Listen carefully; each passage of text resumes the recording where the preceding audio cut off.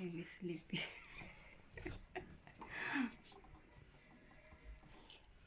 Sleeping is snoring.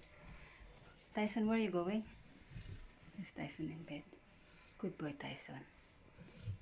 The other one is already fall asleep. He's snoring really loud. And Tyson sleeping with us. Look at that.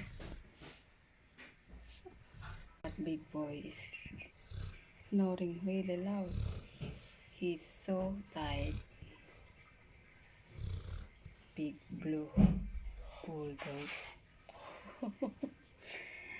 I'm saying Blue is wake up. He's opening his eyes.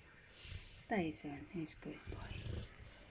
You good boy, both of you. Sleep tight.